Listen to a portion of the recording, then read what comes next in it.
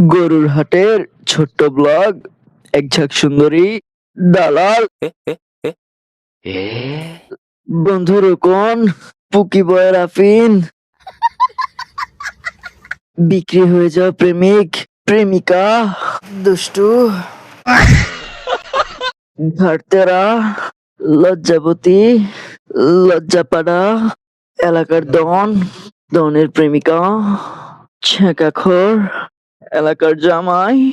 তার বউ, Donald Trump, কাইল্লাপাড়ার দল, ছোটা ভীম,